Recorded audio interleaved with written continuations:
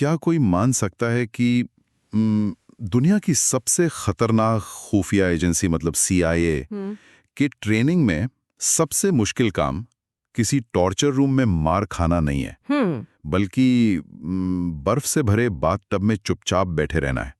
मतलब जब हम जासूसों के बारे में सोचते हैं ना, तो हॉलीवुड का वही पुराना सीन जहन में आता है। बिल्कुल, वो जेम्स बॉन्ड वाला स्टाइल। हाँ, एक जासूस कुर्सी से बंधा है, विलन उसे यातनाएं दे रहा है और वो रहस्य नहीं उगल रहा। लेकिन आज की इस गहरी चर्चा में हम जो परते खोलने वाले हैं वो इस फिल्मी दुनिया से बहुत अलग और कहीं ज्यादा खौफनाक है। सही कहा आपने।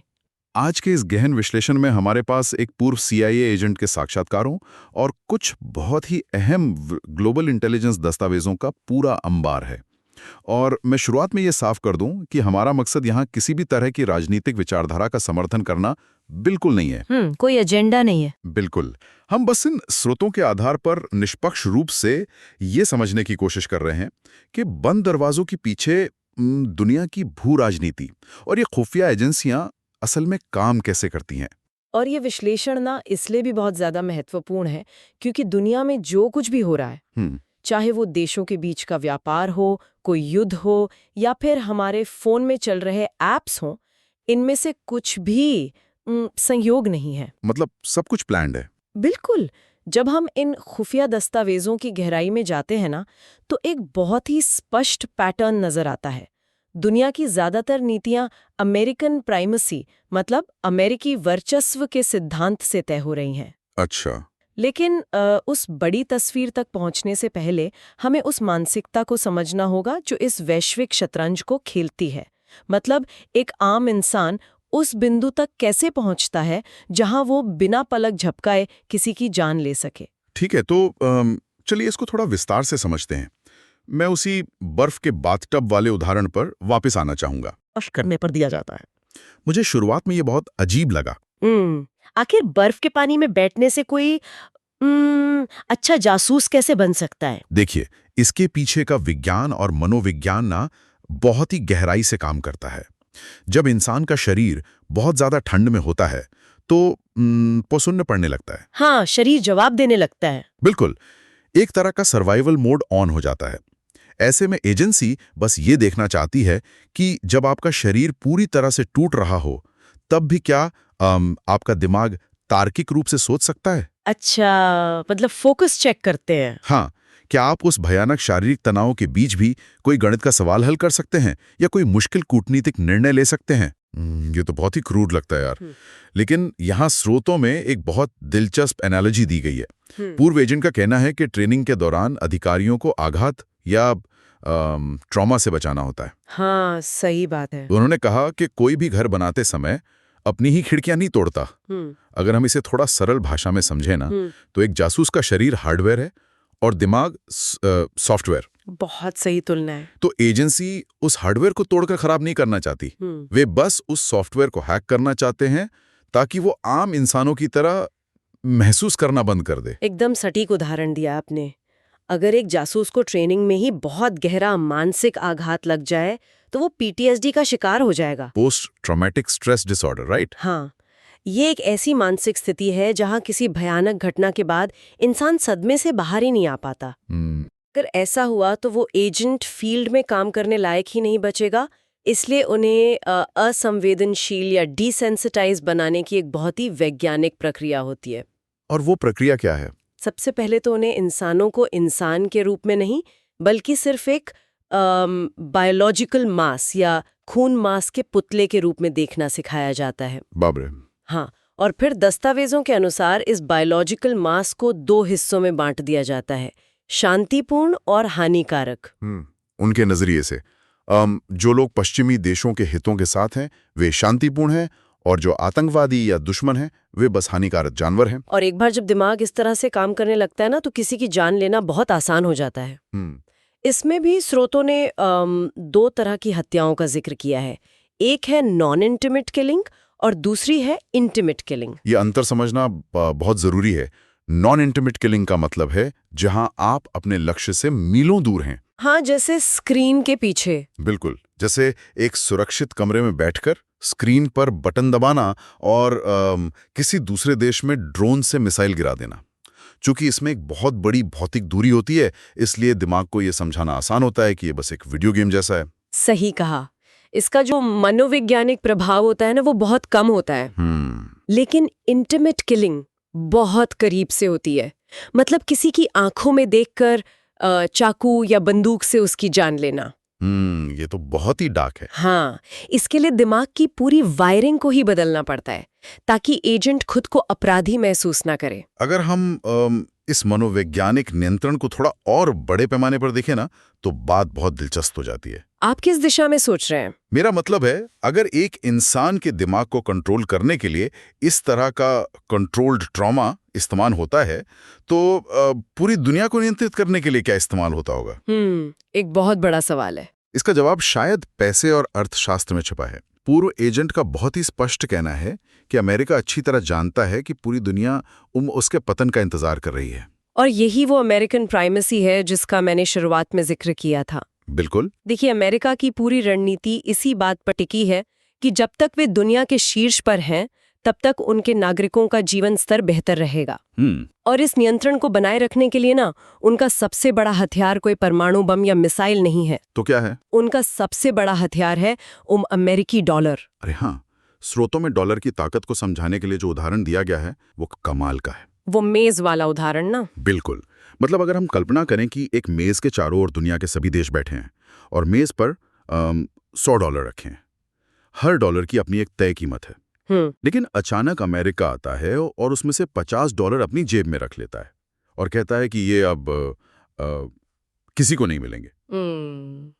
अब सोचिए, मेज पर बैठे लोगों के लिए बचे हुए $50 की कीमत अपने आप आसमान छूने लगेगी। बिल्कुल। और इसके बाद का खेल तो और भी मजेदार है। वो कैसे? जब बाकी देश उन $50 के लिए आपस में संघर्ष कर रहे होते हैं ना, तब अमेरिका वापस आकर सिर्फ $5 में इस पे रखता है। अच्छा। अब उन देशों के बीच उन $5 को पाने के लिए जो होड़ मचती है, वही असली मुद्रा हेरफेर या करेंसी मैनिपुलेशन है। ओहो, तो मतलब खेल सारा सप्लाई का है। हाँ, जब अमेरिका टैरिफ लगाता है या अपनी मुद्रा की आपूर्ति को बाजार से खींचता है, तो बाकी देशों की मुद्राएं ऑन दे मुंह गिर जाती हैं। इसी कारण से आज डी-डॉलराइजेशन की इतनी चर्चा हो रही है। रूस, चीन और भारत जैसे देश ये समझ गए हैं कि जब तक उनका व्यापार डॉलर पर निर्भर है, तब तक वे इस आर्थिक गुलामी का शिकार होते रहेंगे। एकदम सही बात है। लेकिन यहाँ मुझे एक बात खटक रही है। क्या? अगर अमेरिका दुनिया का सबसे बड़ा व्यापारी है, तो उसे दुनिया में शांति चाहिए ना? लॉजिकली तो यही लगता है। हाँ, क्योंकि शांति होगी, बाजार खुलेंगे तो व्यापार बढ़ेगा। फिर अमेरिका भारत और पाकिस्तान या अन्य देशों के बीच हमेशा तनाव क्यों बनाए रखना चाहता है? ये तो कुछ वैसे ही हुआ कि खेल के मैदान में एक ताकतवर बच्चा जानबूझकर दो कमजोर बच्चों को एक दूसरे के खिलाफ भड़का दे। ये एक बहुत ही लाजवाब सवाल है। देखिए, ऊपर से देखने पर लगता है कि शांति सबके लिए फायदेमंद है, लेकिन भू राजनीति या जियोपॉलिटिक्स के व्यापार में ना, शांति बिल्कुल भी लाभदायक नहीं है। अच्छा, ऐसा क्यों? जब दो देशों के बीच सीमा पे हमेशा तनाव रहता है, तो क्या होता है? वे अपना सारा पैसा, मतलब अपनी जीडीपी का एक बहुत बड़ा हिस्सा स्कूल या अस्पताल बनाने के बजाय हथियार खरीदने में लगा देते हैं। ओह, और वो हथियार कौन बेचता है? बिल्कुल, आपने सही पकड़ा। वे हथियार और रक्षा प्रणालियां पश्चिमी देशों से ही तो आती हैं। क्या बात है? इससे दो चीजें होती हैं। पहला, उन दोनों देशों की अर्थव्यवस्था कभी इतनी मजबूत ही नहीं हो पाती कि वे विश्व स्तर पर अमेरिका या चीन को चुनौती दे सके। उलझा कर रखो उन्हें। हाँ, और दूसरा, वे सैन्य तकनीक और खुफिया जानकारी के लिए हमेशा इन्हीं महाशक्तियों पर निर्भर रहते हैं। ये एक तरह का नियंत्रित अराजकता या कंट्रोल्ड कियोस का मॉडल है। और इस नियंत्रित अराजकता के असली खिलाड़ी हैं दुनिया की शीर्ष खुफिया एजेंसियां। स्रोतों में रॉ, ISI, CIA, MSS और मोसाद जैसी एजेंसियों की तुलना की गई है। और ये तुलना बहुत कुछ बयां करती है। बिल्कुल, हर खुफिया एजेंसी ना असल में उस देश की मूल संस्कृति और राजनीतिक ढांचे का ही एक प्रतिबिंब होती है। जैसे अगर हम पाकिस्तान की ISI की बात करें, स्रोतों के अनुसार उनका मुख्य काम राष्ट्रीय पहचान से ज्यादा धार्मिक पहचान के आधार पर होता है। वे अक्सर आतंकवादी समूहों का प्रॉक्सी के रूप में इस्तेमाल करते हैं। लेकिन चौंकाने वाली बात यह है कि पश्चिमी देश ये सब जानते हुए भी उनके साथ काम करते हैं। ऐसा क्यों? मतलब वो तो आतंकवाद के खिलाफ है ना? क्योंकि आईएसआई की पहुंच उन गहरे इस्लामी नेटवर्क्स तक है जहां उन पश्चिमी एजेंट कभी कदम ही नहीं रख सकते। ओह, तो मजबूरी है उनकी। और इसके ठीक विपरीत भारत की खुफिया एजेंसी रॉ है, जिसका पूरा नाम रिसर्च एंड एनालिसिस विंग है। हाँ, मुझे ये पढ़कर सच में आश्चर्य हुआ कि दुनिया भर में रॉ की काम करने की शैली की तुलना ब्रिटिश खुफिया एजेंसी MI6 से की जाती है। बिल्कुल, बहुत ही प्रोफेशनल। वे बहुत ही खामोशी से काम करते हैं, कोई शोर शराबा नहीं। स्रोतों में एक कथित ऑपरेशन का जिक्र है जिसे स्नैच 400 कहा गया। हाँ, वो बहुत ही दिलचस्प केस स्टडी है। इसमें रॉ ने उन नेपाल, बांग्लादेश और अन्य देशों से 400 से अधिक ऐसे लोगों को खामोशी से उठाया जो राष्ट्रीय सुरक्षा के लिए खतरा थे। और इस ऑपरेशन की सबसे खास बात ये थी कि इसे बिना किसी अंतर्राष्ट्रीय विवाद के अंजाम दिया गया, एकदम चुपचाप। हाँ, दस्तावेजों में ये भी इशारा किया गया है कि इसके लिए शायद पश्चिमी देशों का फंड या रसद इस्तेमाल की गई। अरे वाह! क्योंकि दोनों के लक्ष्य एक ही थे, आतंकवाद का खात्मा। ये एक बेहद उच्च स्तर की कूटनीति है जहां आप अपना काम भी निकाल रहे हैं और संसाधन किसी और के इस्तेमाल कर रहे हैं। ये तो बहुत ही स्मार्ट है। लेकिन अगर हम CIA की बात करें तो वो तो दुनिया की सबसे अधिक बजट वाली एजेंसी है। बजट के मामले में तो CIA सबसे आगे है, इसमें कोई शक नहीं है। लेकिन फिलहाल वे बहुत ज्यादा राजनीतिकरण का शिकार हैं। मतलब पॉलिटिक्स हावी हो गई है। बिल्कुल। ओबामा काल में जहां उनका जमकर इस्तेमाल हुआ, वहीं ट्रम्प के पहले कार्यकाल में नीतियों के भारी टकराव के कारण एजेंसी को लगभग हाशिए पर डाल दिया गया। अच्छा। इससे हुआ ये कि कई अनुभवी अधिकारियों ने हताश होकर एजेंसी ही छोड़ दी। एक अस्थिर राजनीतिक माहौल ना एजेंसी की धार को बहुत कुंद कर देता है। फिर तो चीन की MSS मतलब मिनिस्ट्री ऑफ स्टेट सिक्योरिटी, उनका काम तो आसान हो जाता होगा। वो तो एक अलग ही स्तर पर ऑपरेट कर रहे हैं। हाँ, स्रोतों के मुताबिक उनका मुख्य हथियार डर है। वे विदेशों में बसे अपने ही नागरिकों के परिवारों को चीन में बंधक बनाकर या धमकाकर उनसे जासूसी करवाते हैं। ये बहुत ही खौफनाक तरीका है। और इजराइल की मोसाद को तो उनके बहुत ज्यादा आक्रामक रवैये के कारण दस्तावेजों में लापरवाह या रेकलेस तक कह दिया गया है। हाँ, मोसाद लक्ष्य को हासिल करने के लिए ऐसे जोखिम उठा लेती है जो अक्सर कूटनीतिक तबाही ला सकते हैं। लेकिन इन सभी एजेंसियों और देशों के बीच ना पूर्व CIA एजेंट ने जो एनालॉजी भारत और चीन के लिए दी है, वो भू राजनीति को समझने का एक शानदार नजरिया है। बिल्कुल। उन्होंने चीन की तुलना एक गैंडे या राइनो से और भारत की तुलना जंगल के ब्लैक पैंथर से की है। इसे ऐसे समझिए ना, जब एक गैंडा जंगल में दौड़ता है तो वो बहुत विशाल और ताकतवर होता है। हाँ, सब कुछ कुचलते हुए चलता है। 10 रोड इनिशिएटिव और उनकी आक्रामक विदेश नीति जैसा है। कोई छुपने की कोशिश नहीं। वे ताकत के दम पर सब कुछ हासिल करना चाहते हैं। लेकिन ब्लैक पैंथर वो रात के अंधेरे में छुप जाता है। वो बिल्कुल शांत रहता है, कोई बेवजह शोर नहीं मचाता, लेकिन जब वो हमला करता है ना, तो उसकी सटीकता और घातकता से बचना नामुमकिन होता है। क्या बात है! भारत की ये शांत और भरोसेमंद कूटनीति ही उसे सबसे अलग बनाती है। और इस भरोसे का सबसे बड़ा प्रमाण हमें तब मिला जब रूस और यूक्रेन के बीच हालात बिगड़े। बिल्कुल सही बात है। पश्चिमी देशों का भारी दबाव था, धमकियां थीं, लेकिन भारत ने अपनी तटस्थता बनाए रखी और रूस के साथ अपने संबंध नहीं तोड़े।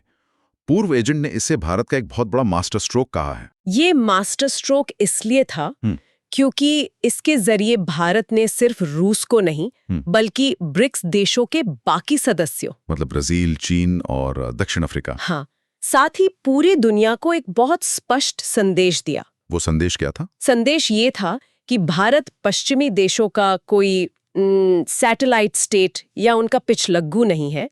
अगर कोई देश भारत का पुराना मित्र है तो दबाव में आकर भारत उसका साथ नहीं छोड़ेगा। इस एक निर्णय ने ना वैश्विक स्तर पर भारत की विश्वसनीयता को कई गुना बढ़ा दिया। बिल्कुल। और भारत को जो एक और चीज अलग खड़ा करती है वो है अपनी जनसंख्या और संस्कृति के प्रति उसका नजरिया। वो कैसे? जहां चीन अपनी बुजुर्ग आबादी को कथित तौर पर मरने के लिए छोड़ रहा है, वहीं भारत अपनी युवा आबादी को शिक्षित कर रहा है और विदेशों में बसे भारतीय प्रवासियों को देश की सफलता से जोड़ रहा है। डायस्पोरा का बहुत बड़ा रोल है। हाँ, मुझे पूर्व CIA एजेंट की वो व्यक्तिगत कहानी बहुत छू गई, जो उन्होंने टैम्पा, फ्लोरिडा की एक मलयाली एसोसिएशन के बारे में बताई। वो कहानी सच में ये दिखाती है कि भारतीय संस्कृति की जड़ें कितनी गहरी हैं। है ना? एजेंट ने बताया कि जब उन्होंने CIA छोड़ने के बाद पब्लिक स्पीकिंग शुरू की, तो शुरुआत में कोई उन्हें सुनने नहीं आता था। अच्छा। एक बार वो एक बहुत ही खाली से हॉल में बोल रहे थे। तभी वहां मौजूद एक भारतीय व्यक्ति, जो उस मलयाली एसोसिएशन से जुड़े थे, उनके पास आए। उन्होंने एजेंट से कहा कि वे उन्हें अपने समुदाय के बड़े कार्यक्रम में बोलने का मौका देंगे। उस व्यक्ति का कोई राजनीतिक स्वार्थ नहीं था, बस मदद करना चाहते थे। बिल्कुल। उन्होंने बस इतना कहा, हमारे बालों का रंग एक है, हमें एक दूसरे का साथ देना चाहिए। उस एक मंच ने उस पूर्व एजेंट के करियर को नई उड़ान दी। ये बहुत ही शानदार बात है। ये दिखाता है कि एक समुदाय के रूप में भारतीय कैसे एक दूसरे को और यहाँ तक कि दूसरों को भी बिना किसी छिपे हुए एजेंडे के ऊपर उठाते हैं। ये सॉफ्ट पावर का एक बेहतरीन उदाहरण है, लेकिन यहाँ मुझे एक चेतावनी भी देनी होगी। चेतावनी? कैसी चेतावनी? अगर हम केवल इन सफलताओं पर खुश होकर बैठ गए ना, तो एक बहुत बड़ी रणनीतिक भूल कर बैठेंगे। अच्छा? स्रोतों में एक बहुत स्पष्ट बात कही गई है कि अगर भारत खुद को केवल दुनिया के एक मैन्युफैक्चरिंग हब के रूप में स्थापित करने की कोशिश करता है, तो ये लंबी रेस के लिए काफी नहीं होगा। रुकिए, ये बात तो थोड़ी अजीब है। हर कोई तो यही कहता है कि हमें अगला चीन बनना चाहिए, ज्यादा से ज्यादा फैक्ट्रियां लगानी चाहिए। इसमें गलती क्या है? गलती ये है कि सस्ते खिलौने या कपड़े बनाकर कोई देश 21वीं सदी की महाशक्ति नहीं बन सकता। बात तो सही है। असली ताकत तकनीक में है। भारत को अमेरिका और चीन के बीच चल रही इस दुश्मनी का फायदा उठाना चाहिए। जब अमेरिका चीन पर पाबंदियां लगा रहा है ना, तो उस गैप को भरना चाहिए। बिल्कुल। तब भारत को सीधे हाईटेक की ओर छलांग लगानी चाहिए। सेमीकंडक्टर्स यानी कंप्यूटर चिप्स, एवियोनिक्स मतलब विमानन तकनीक और आर्टिफिशियल इंटेलिजेंस। अच्छा, तो मतलब सीधे फ्यूचर की टेक्नोलॉजी पर फोकस करना चाहिए। हाँ, अमेरिका भारत को यह तकनीक देने को तैयार हो सकता है, सिर्फ इसलिए ताकि चीन आगे ना निकल जाए। भारत को फैक्ट्रियों का मजदूर नहीं बल्कि भविष्य की तकनीक का मालिक बनना होगा। ये एक बहुत ही गहरा विचार है। हम अंतर्राष्ट्रीय बिसात, कूटनीति और महाशक्तियों की बात कर रहे हैं, लेकिन अगर हम इन स्रोतों के आखिरी हिस्से को ध्यान से पढ़ें ना, सर्विलेंस वाले हिस्से को, हाँ, तो पता चलता है कि ये पूरा खेल अब सीमाओं पर नहीं बल्कि हमारी जेबों में आ चुका है। आधुनिक निगरानी यानी सर्विलेंस के बारे में जो खुलासे हैं, वे किसी भी इंसान की रातों की नींद उड़ाने के लिए काफी हैं। मैं पूरी तरह सहमत हूँ। जासूसी अब सिर्फ दूतावासों में बैठे सूट बूट वाले लोगों तक सीमित नहीं रह गई है। बिल्कुल नहीं। टिकटॉक का जो उदाहरण स्रोतों में दिया गया है, वो इसकी गंभीरता बहुत अच्छे से समझाता है। हाँ, मतलब आमतौर पर हम सोचते हैं कि टिकटॉक तो बस बच्चों के नाचने गाने का ऐप है, ज्यादा से ज्यादा वे हमारी पसंद नापसंद का डेटा लेते होंगे। सबको यही लगता है। लेकिन चीन इसका इस्तेमाल किसी देश के बुनियादी ढांचा मतलब इंफ्रास्ट्रक्चर की कमजोरियों को खोजने के लिए कैसे कर सकता है, ये मुझे समझ नहीं आया। देखिए, इसे एक प्रक्रिया की तरह समझते हैं। जब लाखों लोग टिकटॉक इस्तेमाल करते हैं, तो ऐप लगातार ये डेटा भेजता है कि किस ज्योग्राफिकल एरिया में किस समय कौन सा नेटवर्क सबसे ज्यादा इस्तेमाल हो रहा है। अच्छा। मान लीजिए शिकागो शहर में शाम 5 बजे वेरिजोन का नेटवर्क सबसे ज्यादा ट्रैफिक संभालता है। टिकटॉक के मेटा डेटा से चीन के सर्वर को ये जानकारी मिल जाती है। अब अगर कभी भविष्य में अमेरिका और चीन के बीच युद्ध होता है, तो चीन को पूरे शिकागो शहर का नेटवर्क हैक करने की कोई जरूरत नहीं है। बाप रे। उन्हें बस वेरिजोन के उस खास टावर या सर्वर पर साइबर हमला करना है और पूरा शहर संचार विहीन हो जाएगा। ये डिजिटल युग का एकदम सटीक युद्ध है। मतलब हम सिर्फ एक ऐप इस्तेमाल नहीं कर रहे, हम अनजाने में अपने ही देश का नक्शा दुश्मन को सौंप रहे हैं। बिल्कुल। और सबसे डरावनी बात यह है कि यह सिर्फ टिकटॉक तक सीमित नहीं है। पूर्व एजेंट का स्पष्ट कहना है कि अगर कोई खुफिया एजेंसी किसी व्यक्ति को ट्रैक करना चाहती है, तो कोई भी बच नहीं सकता। हाँ, कोई छुप नहीं सकता। हम अक्सर सोचते हैं ना कि अगर हमने फोन का कैमरा बंद कर दिया तो हम सुरक्षित हैं। ये हमारी सबसे बड़ी गलतफहमी है। हाँ, लेकिन वे हमारी लोकेशन हिस्ट्री, हमारे फोन के माइक्रोफोन और यहाँ तक कि हमारे फोन के एक्सेलेरोमीटर का उपयोग करके ये जान सकते हैं कि हम गाड़ी में हैं, पैदल चल रहे हैं या किसी के साथ बैठे हैं। हम अपनी निजता या प्राइवेसी ना खुद तश्तरी में सजाकर इन कंपनियों और एजेंसियों को दे रहे हैं। सही कहा। लेकिन अगर आप भविष्य के सबसे बड़े खतरे की बात करें तो वो डेटा चोरी से कहीं ज्यादा खौफनाक है। आप उस टैक्टिकल परमाणु हथियार वाले परिदृश्य की बात कर रहे हैं? हाँ, पूर्व CIA एजेंट का मानना है कि भविष्य का असली खतरा चीन या रूस जैसी किसी बड़ी महाशक्ति से नहीं है। तो किससे है?